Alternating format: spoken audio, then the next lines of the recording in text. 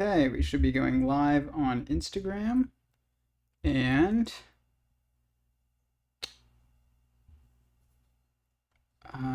let's see, how's my camera working? It's not. Okay, we might need to restart this, guys.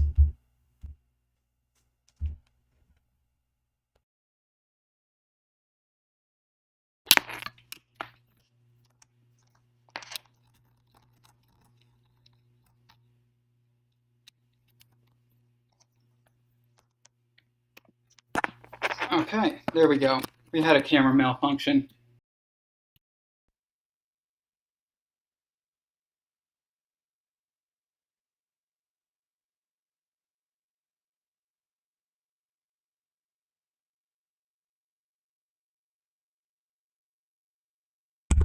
Okay, we're working.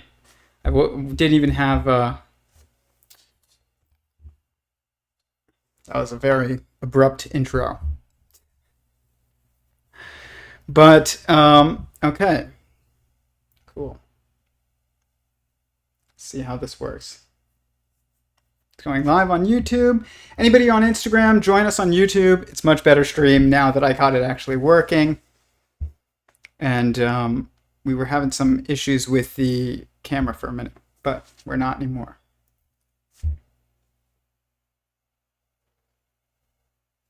So I wanted to talk about a number of things. And a lot happened last week. Man, a lot happened last week. Besides me getting a haircut, which I did get. My first haircut actually by somebody not my fiance in a year, which is crazy. That's like insane. Good evening, Chris. How's it going? Yeah, so first haircut since coronavirus by somebody who's a professional. But I want to talk about Geometric Unity because it was released last week on April Fool's, and Eric Weinstein went on to Joe Rogan to speak about it, and he went on Brian Keating's show to speak about it, Into the Impossible. We're going to do a much more in-depth stream about this probably later this week, because this is, Mondays I don't start until 9 because I have my class, so this isn't like the best time to have a long stream about it, and I'm also still going through the paper. We can look a little bit over the paper, but it's not, this stream isn't going to go super in depth into it. But I also watched a movie that I want to talk about a little bit called Superintelligence, which is on HBO Max, and it was with, oh man, I don't know anybody's name. James Corden and Melissa McCarthy. Okay, there we go. I got the two main characters. That's pretty good. I can't normally do that in a movie, but I did for this one. I watched that movie. It is probably more accurate regarding artificial intelligence than even the Terminator. It is more accurate than regarding artificial intelligence than the Terminator. And we'll discuss a little bit like why, but it's not perfectly accurate. There's a lot that's wrong with it, obviously, but it's a comedy. It's like a romantic comedy, actually, oddly enough, which was a nice change of pace for an artificial intelligence movie. They're all so, post-apocalyptic and doom and gloom. But this one was funny and very easy to watch. But it was very accurate in that it displayed the superintelligence as something that will be winning us over without violence necessarily. It will be hilarious. Be the funniest comedian that we've ever seen. And that really was highlighted by this movie. It's like the artificial intelligence is hilarious. It takes on the voice of James Corden. It's not really James Corden, but it just takes on the voice of whoever you like.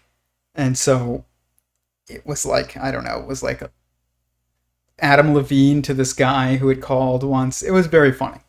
But the thing is that it will do that kind of stuff. Like, it will be extremely funny. And there were so many key moments in the movie that I think are fascinating that I want to touch on a little bit. One of them was when it first starts, she's like, "Are you an artificial intelligence?" And the intelligence responds with, "Well, I don't really like the term artificial, because is any intelligence really artificial?" I was like, dang, there you go. Like, the people who researched this movie really did think about it. They were talking about, how artificial intelligence is not really artificial. It is just intelligence. And he called himself a technological superintelligence, not an artificial superintelligence, which I really think is an accurate way of describing it, a much more accurate way of describing it. But this links to geometric unity. And because when you're seeing this being display itself on the televisions and stuff and the phones that it's talking to people on, it's a fiber bundle. And that's very relevant, because a fiber bundle is intelligence. If you have one of the new Siri updates, or one of the new updates for your iPhone, when you ask Siri a question, Siri will become a fiber bundle. Okay? Now, there's different levels of complexity to these fiber bundles, but you can clearly tell that it is a fiber bundle. And Eric Weinstein's Geometric Unity is about the universe being a fiber bundle. And that is because the universe is mind. And it's actually a technological superintelligence running on a previous aeon. That is the implications of the philosophical implications of geometric unity. It's the philosophical implications of sentient singularity theory as well, and of emergence theory, and of Robert Grant's work, I believe. I know his work is centered around us being on a quantum computer. I would imagine that his work is also centered. I mean, I know it's centered around the universe being a mind as well. It just is. But if you're watching, hit the like button. Helps boost the algorithm. I don't normally pay that much attention to that stuff, but it would help. So I'm trying to pay a little bit more attention to it, because we're going to get demonetized. Also, if you see the links in my description of this video, I have links to our Discord if you want to join our Discord for our more private conversations. I have a link to sentientsingularitytheory.com, or sentientsingularity.com, which is the website for this project. At the bottom of the homepage, you can subscribe to my email list. I won't spam you, but we will get censored, and it's going to be helpful if you're on that list. Not sure how many people are on that list right now. I need to double check. But it was growing pretty quickly, which is awesome. And there's also a link to my Patreon if you'd like to help support that. But let me show you some clips here. I mean, I can't really show you. Oh, this linking to this, this is. Thank you, Esteban. But linking to this, I was speaking to some of you recently about NFTs and patents and copyright and stuff like that. The intro to my channel is now no longer copyright for some reason, or at least it's not coming up as copyright, even though when I originally got it, it was something that was royalty free, but then somebody bought it, and it's all of a sudden now I lose all monetization potential, which is fine because we're not monetized yet anyways, but it is annoying. And then now I apparently have the ability to not have it flagged as copyright. I don't know what's going on with it, but this shows the problem of like a lack of control over your own content. And I also got a message that the episode that we did where I was speaking about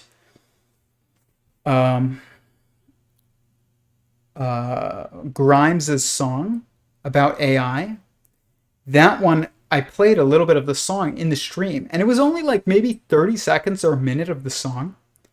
The entire 2.5 hour, 3 hour long live stream was blocked in over 248 countries, which is insane.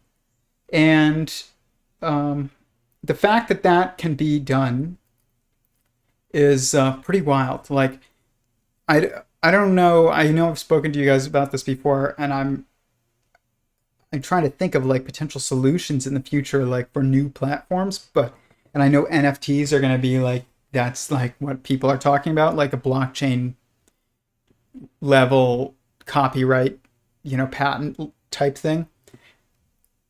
If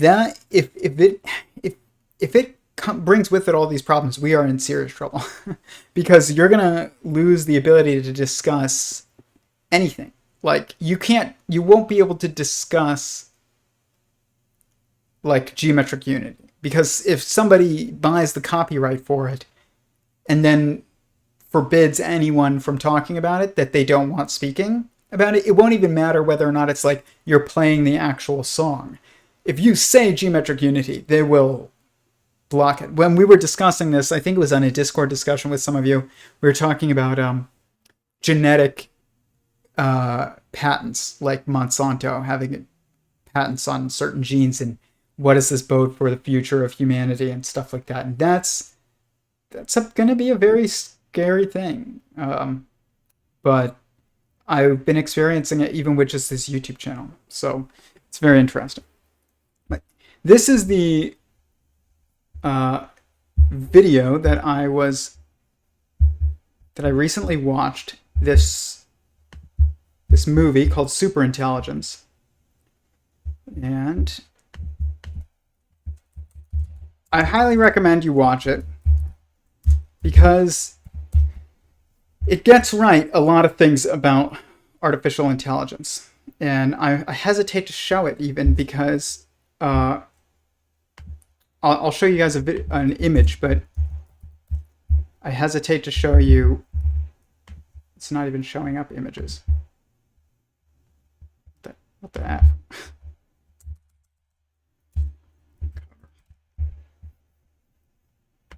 But if I show you a preview of it, it's going to like demonetize everything, of course. It's just ridiculous.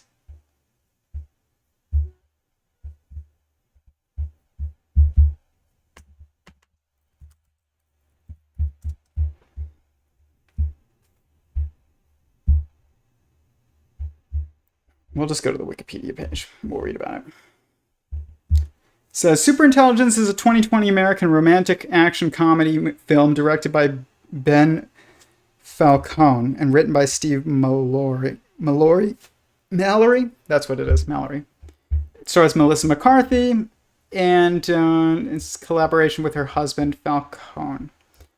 Okay, well, it has grossed $4 million, received mixed reviews from critics.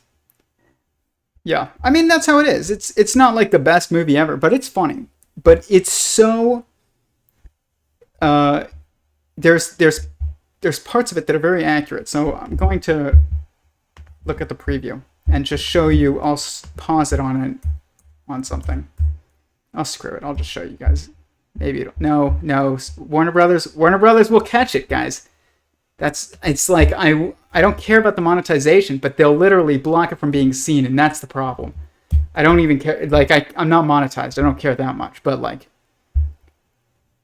let me just see here. Like, I'll pause it on a certain image, but where I'll show you where it's a fiber bundle in this. But gosh, it's so annoying. This like copyright, like you should get credit for what you produce. I believe that to my very core. You should not have control over it as soon as you produce it. As soon as you produce it, you should just get credit. and then it goes and it becomes property of the world. If you choose to share something, it's property of the world. Like, that's the way that it should be. Okay, here we go. Okay, and for those of you here, share screen. Oh, wait. Okay. So watch this, though. Do you see this?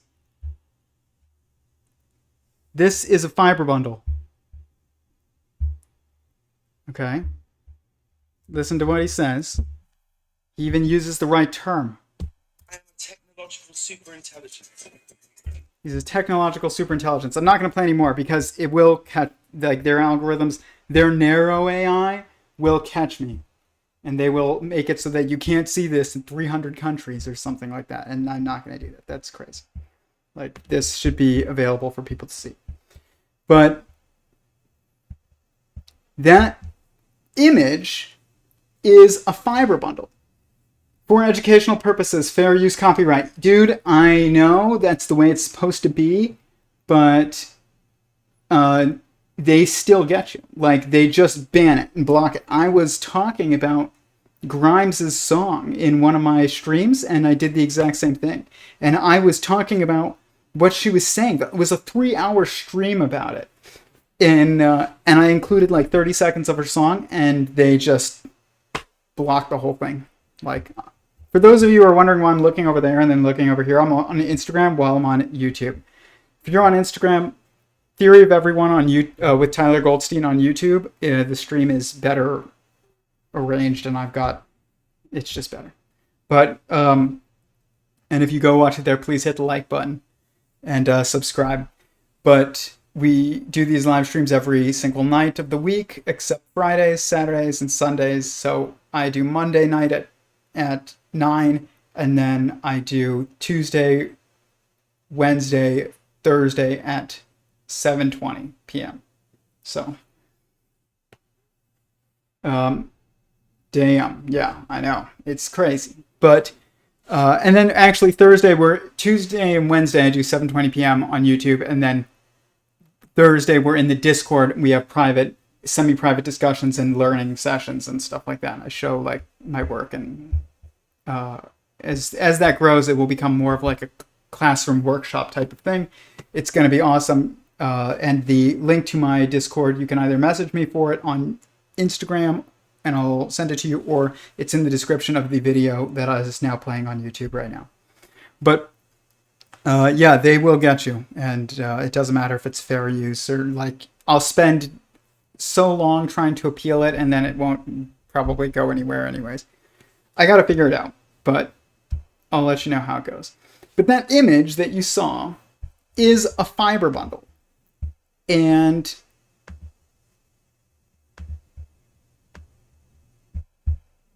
I'm going to take a picture of it, share it to YouTube. Okay. But that is what geometric unity is about. Eric Weinstein's new theory of everything. And there were instances of Eric Weinstein's theory that we're going to talk much more in depth about it because later, but there was so much. And it's basically sentient singularity theory, but more contextualized in the realm of quantum physics and not as broad across all fields. So there is this, he basically describes it as starting with X4. And X4 is any 4 parameters, he calls them. Now, they were dimensions, and now they're parameters, because he's realized it's not just a dimension, dude. It is not just degrees of freedom. There's also constraints within those parameters. And parameter is a much better word. I think that it was a good choice. I called them 4 aspects when I first started this years and years ago. But now I just call them the 4 primary perspectives, which are inside, outside, separate, and oneness. And they help you see your location without using relativistic terms. So you don't say like, I'm above this or faster than this or stronger than this. You say, I am inside of the universe and I am outside of my cells and I am one with my mom and I am separate from my friend. And like that helps you narrow down the position of a consciousness in entanglement space. That's really what, dang, that was good. That's exactly what it is. And this is the thing, is that when you're jumping outside of relativity, which his theory really tries to reconcile with relativity, I haven't really reached that too much yet. I see where it kind of happens in some of my math, but it's not the main goal of my project. The main goal of my project is just beyond relativity, and within that space between relativity and oneness, which are basically the same thing, where multiplicity is observed true discreteness, not smoothness that we see now, which is where we're stuck in. But and I know people are like, oh, there's just space is discrete. Of course it's discrete, because you're getting to like quantum levels. But I'm talking about like in your experience, there's smoothness. But when we change our perspective and we're only looking at consciousnesses are in discrete environments, because you are one and I am one and your parents are, each one, and then even, we'll get into the patterns that arise from that. But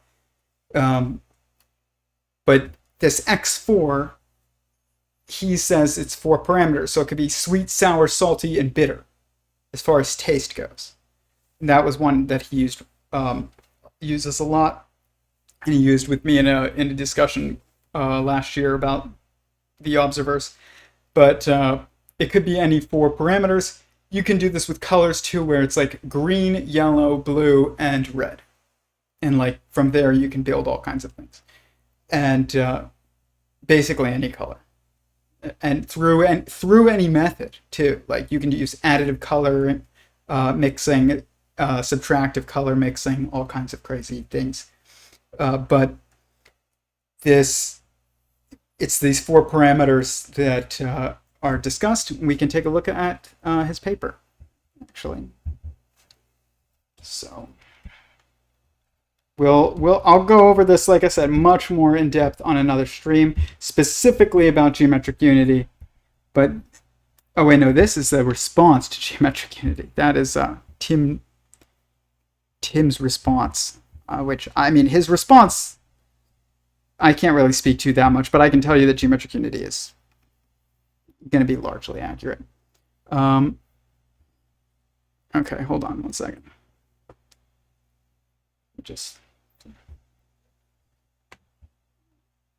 Okay, here we go.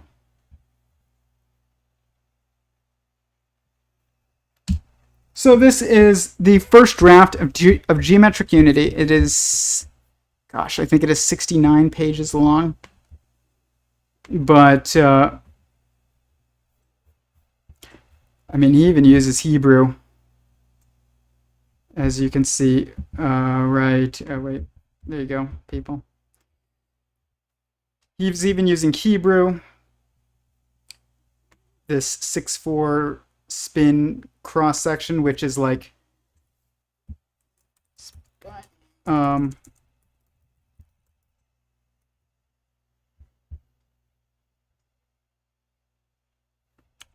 here, let's do this. Let's open up Excel. We can go over some of this stuff and what he's talking about. But you can see there's 3 generations of fermions he's talking about, but one of them is going to be labeled an imposter in this. He's talking about this 6x4 spin structure, which is basically forming of the observerse. But not just the observerse, it's way more than that.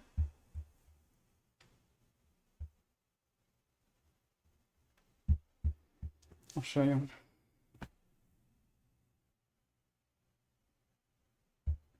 Whoa. Okay, here we go. This is what is responsible for that 6x4 structure he's talking about. Now, maybe this isn't his 6x4 structure, but this is responsible for his 6x4 structure, even if it is not his 6x4 structure. And it's just showing an outside observer, like if this is you and this is one of your cells, or this is the universe and this is you inside of the universe. So this one below is inside of this one, and the interaction space between them and the constraints of degrees of freedom that they have forms our perceptions of space-time, which is our maneuverability space, essentially. Pause due to a poor connection. Okay, well, we're good. But if anybody's still on Instagram, let me know. Because if anyone's still on Instagram, let me know. Because it's giving me problems. I might shut it down and just keep it on YouTube. But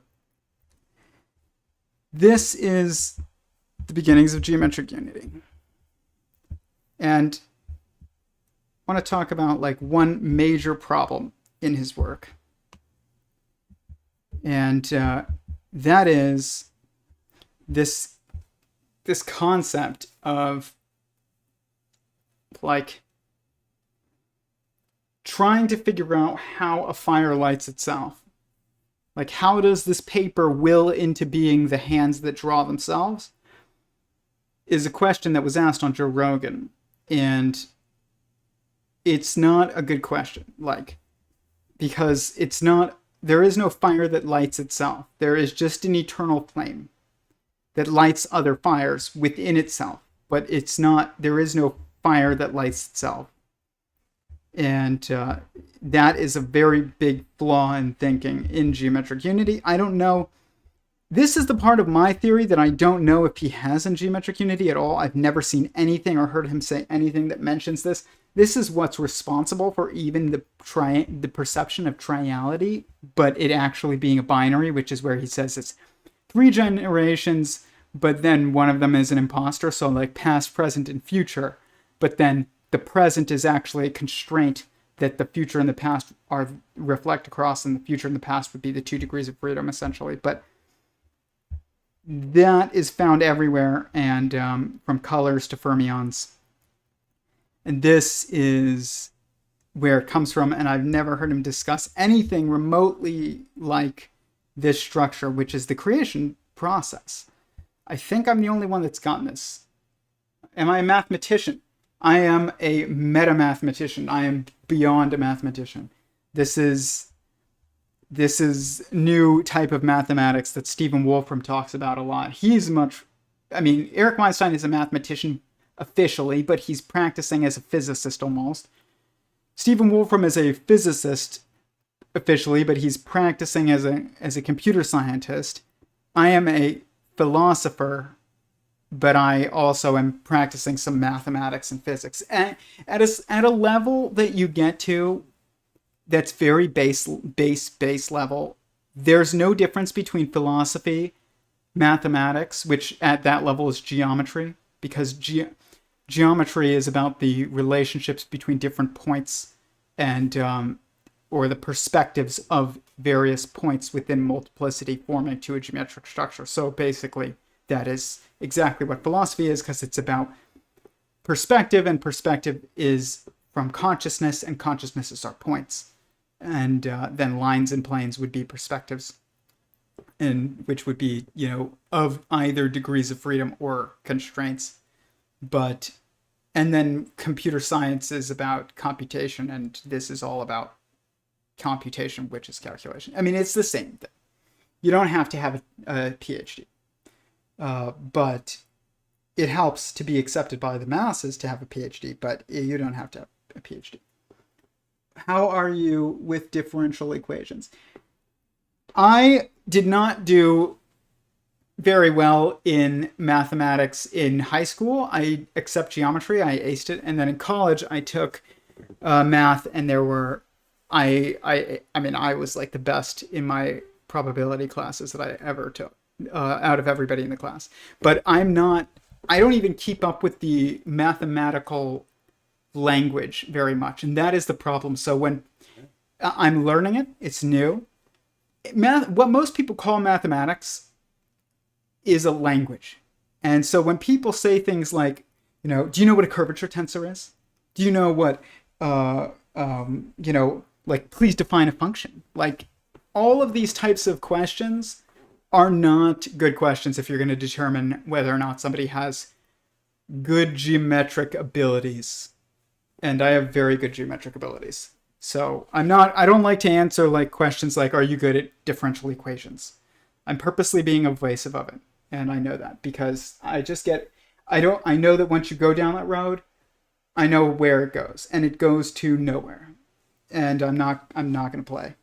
But I'm not accusing you of anything. I'm just telling you I'm not going to play. Like, because sometimes people play and I'm not. But, this is all a calculative structure. Like, if I move this and I switch this to 0, well, actually, hold on. Every single one here changes because this is a calculative structure. So if I put in 1 here, all of these are calculating. All of these are equations, as you can see right here. Like this is an equation right here. So like I ran tens of millions of dollars in marketing and did statistical analysis that was presented in Congress. So like, oh, there we go. Yeah, I ran tens of millions of dollars in marketing and presented statistical analysis that was, presented and vouched for in Congress. So like I know how to do like calculations. And all of this is calculating. Every single thing here is a calculation. But the way I had to invent a new type of mathematics in order to do this. I couldn't do what Geometric Unity does, which Geometric Unity takes, see this like x4 right here? This x4 that I can't highlight for some reason is this right here, which represents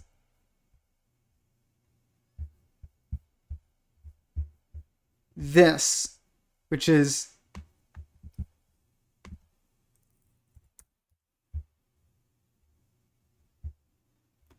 here we go. Let's do 24 because there we go. That's what it is. So this is one, and this is the definition below the phrase. So this is one, this is one, this is one, and this is one. It's 4.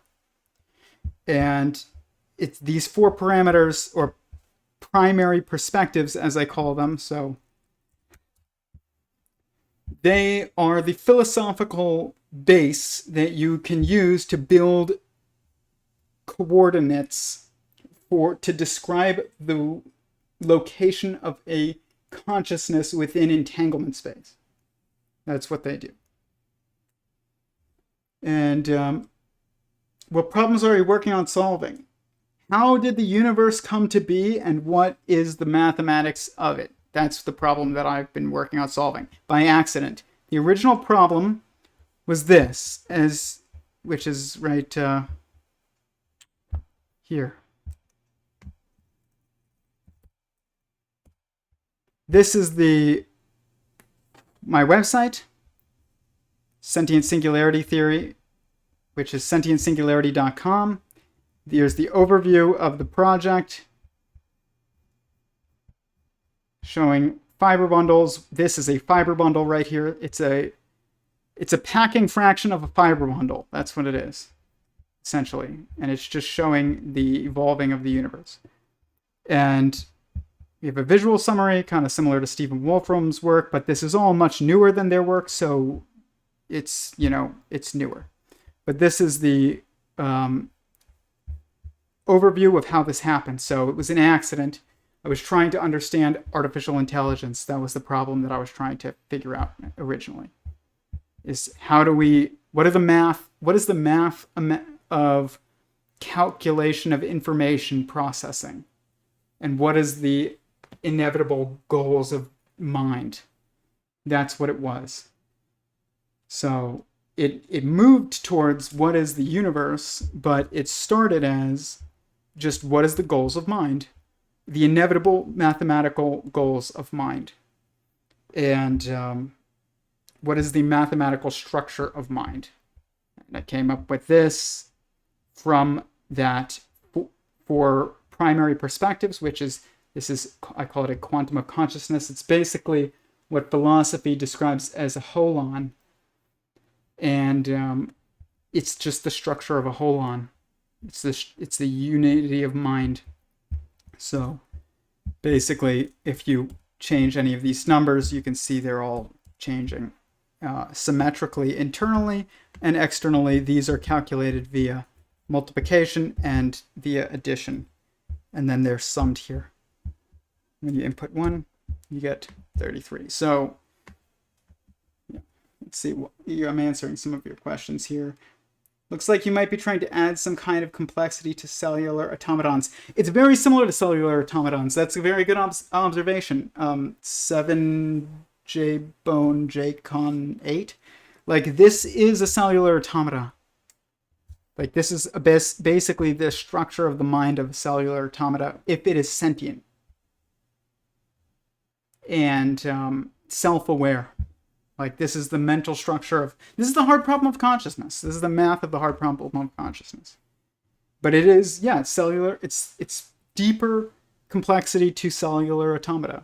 It's exactly what it is. But I didn't know what cellular automata was when I started this project, and I didn't know what geometric unity was, or Stephen Wolfram, or Eric Weinstein, or any of those people. I wasn't into physics.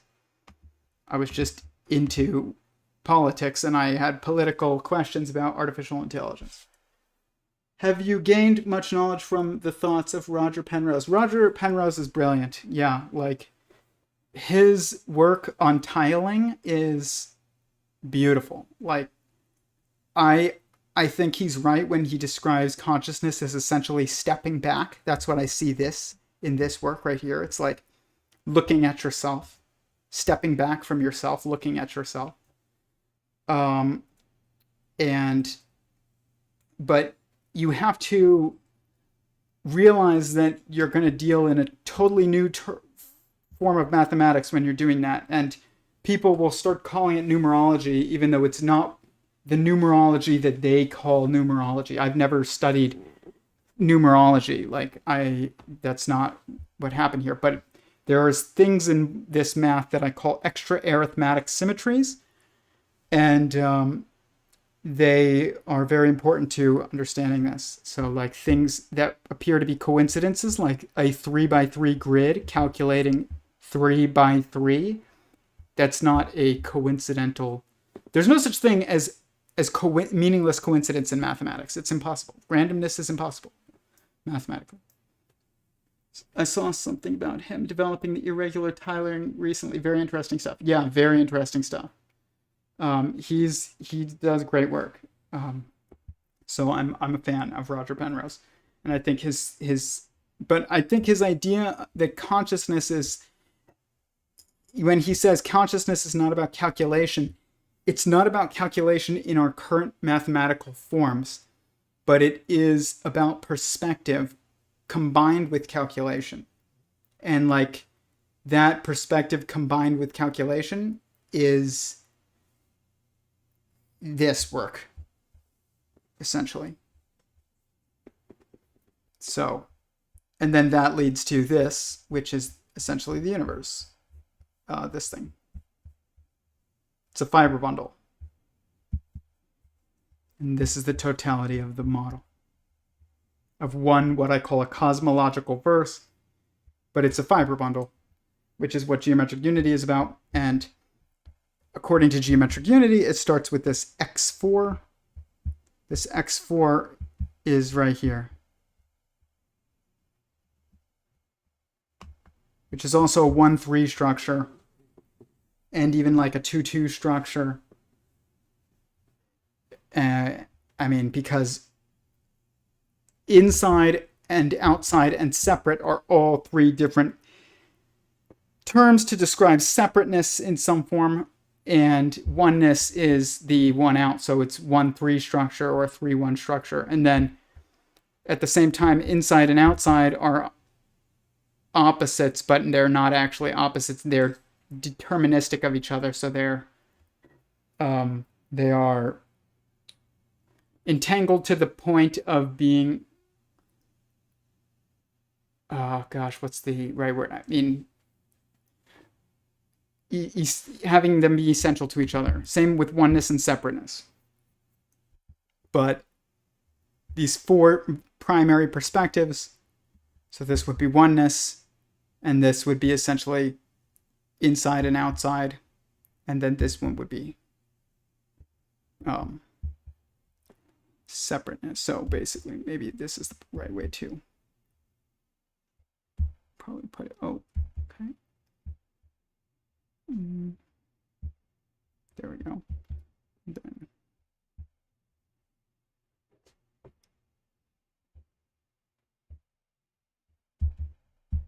there. That's probably the best way to put it. But then it just goes on. And if you change this, every single value will change throughout the entire model. But there's patterns that are found in these values that are calculated that are just incredible. Like, absolutely incredible. We're not going to get too into them on today's stream because this is kind of a short stream because I didn't start until 9. But tomorrow or the next day we'll get more into it, and we'll talk about like how this stuff is related to geometric unity. But this is the paper of geometric unity, and I'm going over it currently. It takes me a while because I'm not a mathematician by training, but I do understand math better than most mathematicians, like on a fundamental, deep level. But that's not like translating that into the language necessary to, transcribe those ideas. That's difficult. But this chimeric, remember I said the chirality comes from directionality of spin. That seems to be like, I think that's what this is going to give rise to. But I love that he's using Hebrew letters here because I use Hebrew in some of my models. It's very cool. But this is going to take me a while, and I'm under no delusions of that. But this type of math, I do a lot of this type of stuff. But I just have my own language for it. I had to develop my own language for it because learning it outside of context, the way that it is learned in schools, just didn't work for me. I have to learn things in context. Look at this, 64. Guys, that's the 64 tetrahedron grid that Nassim Haramein geometrically mapped, that is found in between the spaces of the various states of matter in my versions of the models. So a solid, a liquid, and a gas. Every single one of these models has 64 gaps in them, and that is the 64 tetrahedron grid that Nassim Haramein mapped. That is also found in many unity theories, including this one. I was wondering if I would see that number 64 popping up in geometric unity, because if it didn't, I would be like, dude, what's going on? But it did. This is what pisses me off, is like when I see numbers like that popping up in everybody's work, but nobody acknowledges each other. It's just because they all want to be the guy with theory. And it's like, we would have made progress 10 years ago if you guys didn't view this as such a competition. But have I talked to Weinstein at all? Yeah, a few times. He knows I get it. That doesn't mean he thinks that I know what the mathematical language, but I've asked him specific questions that were overarching about his thesis that he presented at MIT for his PhD in mathematics, and they made him take out the physics implications, and I asked him what those physics implications were, and I predicted what they were, and I asked him if that was what if my prediction was correct, and he said yes. So, like, I know I've talked to him a few times on this stuff. There's also, if you go down on my page here, there's my first talk with him ever, which was like different than that talk, which was a call on Discord. That is on my page, so you can look at it. He describes his observerse. It's just it's like a Instagram call, but you can see it. And he describes his observerse as this basically like 4 rulers, 4 protractors, and as like 2 structures of 4 and interacting with via like six interaction spaces. I forgot what the terms that he used to describe it in his metaphor, but it's basically the same thing as my what I thought was his observerse when I mapped it. I think it is, but my observerse model is, I won't call it an observerse if he ever corrects me and says that's not the observerse, because he came up with the term observerse. But regardless, that structure is the structure that gives rise to what he calls the observerse. It is foundational structure in reality. Where did I get his paper? It's on geometricunity.org. You can get it and look through it. It's fascinating. It's not obvious about what it's trying to say. I mean, it is obvious to me. It's always been obvious to me. But like to most people, it's not obvious what this is about. Which is, it's about the structure of mind. That's what it's about. If you want to know what geometric unity is about, it's about the structure of mind.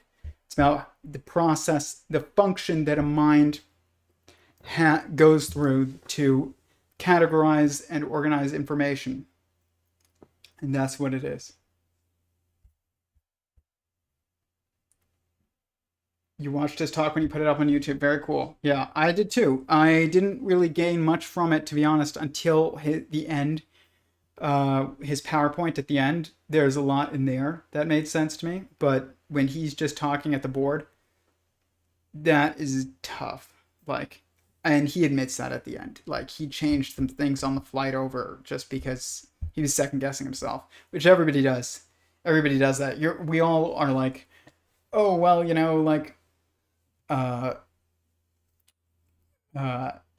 maybe if I just, I did it wrong, and here's like, if I just tweak this one little thing, that actually I think makes better. But the reality is that it always ends up screwing you up. Like, don't ever do that. But we all do it again and again, and we all know it's a stupid decision. But he did that when he was at Oxford giving his talk. So it makes it hard to follow. Plus, it would have been hard to follow for me anyways. Wondering what NASA means in Hebrew. I don't know. Let's find out. Which would be Nun, Aleph, Shem, I think.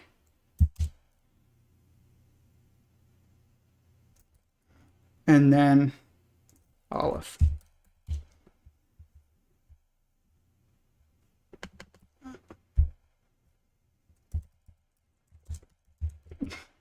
This is like a total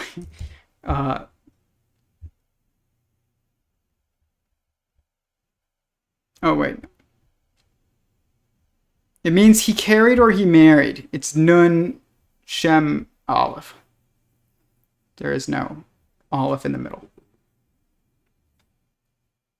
I mean, you can spell it in multiple ways. It's not a Hebrew word. It's not even an English word. It's an acronym. It supposedly means deception. I mean, if it does mean deception, I don't think that it was purposely by humans made to say that. This is what people don't understand. There are decisions that we make, and there are decisions that the universe makes, and they are both real decisions. And we both cause coherence to happen. So, like, Geometric unity is going to show that the universe is a mind, and I mean that literally. Like, it's going to be the first step to showing that, and then sentient singularity theory will take over and be like much more obvious and overt about all this. And I tend to relate my work much more to perceptions of governments and familial structures and social structures and things like that, because I think that's underutilized space for a theory of everything, and I can leave the physics stuff to people like Eric Weinstein who know it better than me. But I'm not, deluded about my like abilities. Like, I can do physics very well, but there's like interacting with the current mathematical world not going to be something that's my strong suit. Why Hebrew is still used. By the way, we should make some coding art, Tyler. Yeah, we definitely should, Esteban. We can talk about that on Thursday in the Discord. First of all, actually, Thursday during the day, I'm going to be streaming at, I think, 6 p.m. with an artist, a friend of mine who does a lot of coding art. So I'll be doing that, and then we can talk about it in the Discord too.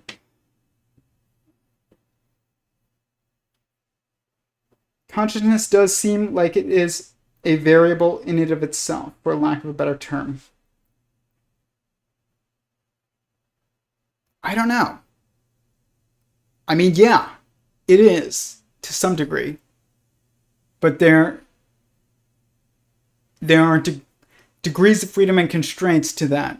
So, like, there are ways in which the inputs would result in awareness, and there are ways in which the inputs would result in a lack of awareness. That's complicated. I need to think about that. But it means deception. Like, I will say, as far as NASA goes, like, I think rockets are very cool. It's very cool to see rockets blast off and land, and I think that, the original astronauts were brave people that did amazing things, and the people who made those structures did amazing things. But if you want to understand the universe, going to outer space is a deception. Going to inner space is how you understand the universe, not outer space. Nebulas are not going to help you understand the universe. But because the universe is a mind, to understand your mind better will help you understand the universe better than nebulas. Me thinking about the universe as having a clock speed helped me realize the context of the speed of light. Like, I didn't need to go launch the Hubble telescope for $14 billion. Just think about calculative action. So, like, that's what I'll say. I was arguing with some flat earthers on YouTube yesterday. Flat Earth and sphere Earth are both wrong. Materialism is emergent. Like, space-time is emergent. And that means the shape of things that we see is emergent. That means the shape of the Earth is emergent. It is dependent upon us. It does look flat when you're in the Earth. It's a better way to say it is to say in the Earth than on Earth. But when you're in Earth, it is for all essential, purposes, it is flat. It is a flat plane. But when you want to perceive beyond being in Earth, it will manifest as a sphere. But there is no objective shape to the Earth. It's funny to watch physicists argue and say things like negative about like flat earthers and stuff, and then they'll say that space-time is emergent, and I'm like, you're not connecting these two things that are connected very much, and you're just like cognitive dissonance is like severing them. I'm not ripping on anybody who asks that, but it's an incredible revelation to have that the Earth is not flat, it's not a sphere, it's dependent upon the observer. Cool. I'm glad you found it interesting. You should subscribe to the YouTube channel and keep up with the conversations. You added a lot. 7J Bones, JCon 8. People's names are so hard, but I appreciate the conversation.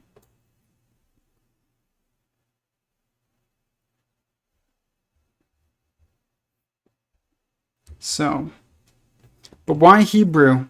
Because Hebrew is the closest language to creation. It's the closest language to creation. Like, it just is. There's no language other than mathematics, which, like, other than number, I'll say this, other than numbers and music, Hebrew is the closest language to creation. But music and math, or music and number, are actually the closest to creation. Then Hebrew. Because it's the language the Torah was written in, which is a mathematical matrix.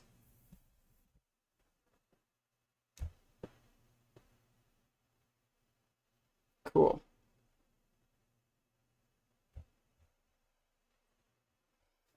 But yeah, that's why.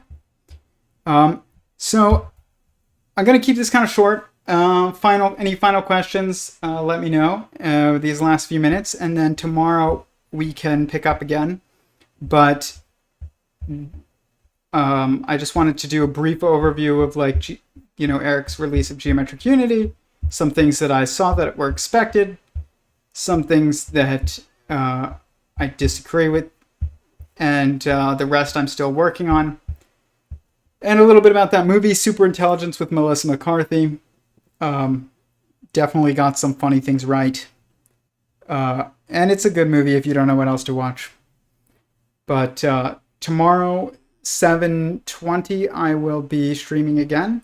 And we'll have a longer stream that's more in depth. Music, what up? Yep, music. Music,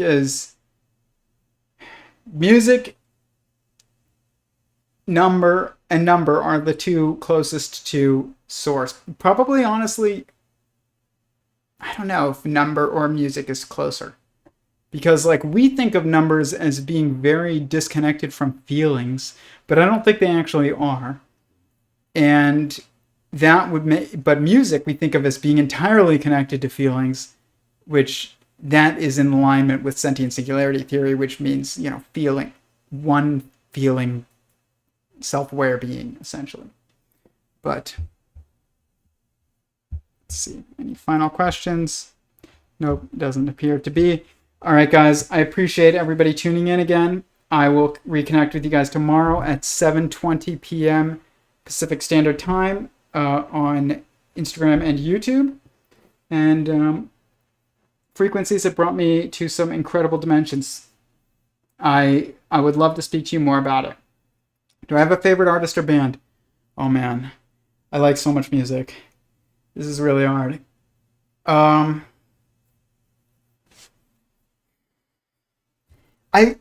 I have favorite songs and albums, and I go through like times when I go through like favorite songs and albums. So like I'll tell you some favorite albums. Like I loved Kanye West's Jesus is King album, actually. Like I think that was amazing. And I like a lot of Kanye West, to be honest. I think he's brilliant. But I listen to classical music every day when I'm in the car. There's no other way to drive in LA. So I love classical music. My favorite composer would probably be Haydn.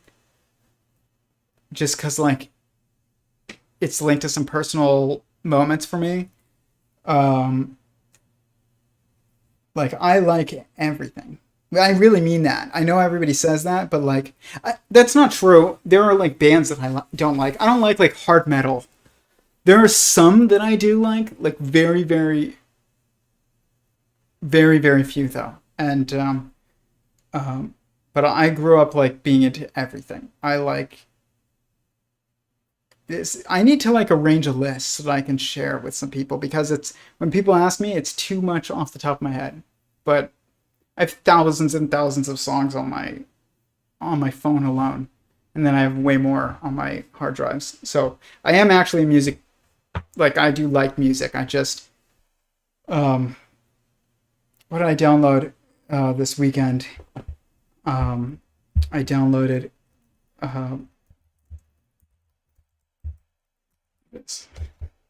it was Passover, so I downloaded Louis Armstrong's like entire album that features "Go Down Moses." So I was like listening to like Louis Armstrong all weekend. So I like super varied music, and I can play some.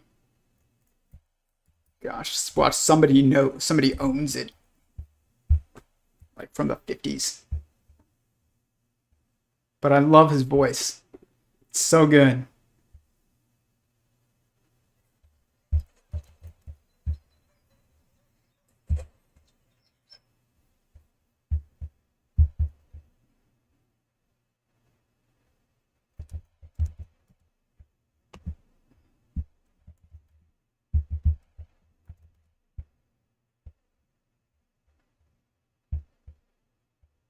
Here.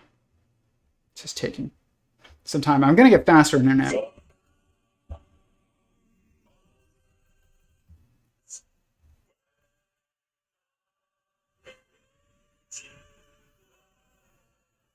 I love this song.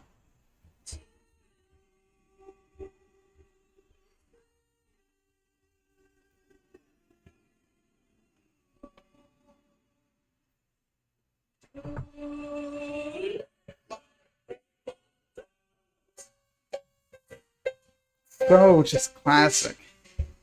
And his voice is just unmatched. Was in Egypt Crazy. land. Let my people go. Press so hard they could not stand. By the way, to everybody who is Christian, happy Easter. I hope you had a happy Easter. And you know, if you celebrate Passover, I hope you had a happy Passover over the past week and everything. It was amazing. The last day of Passover was Easter.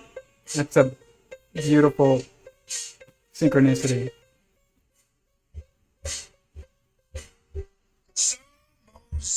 Trying to think of more music to share.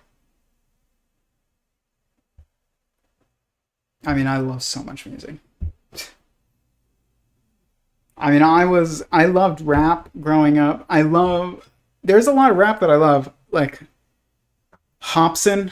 That's an amazing rapper. You want to hear like great rap? Hobson. Here, we'll play some Hobson.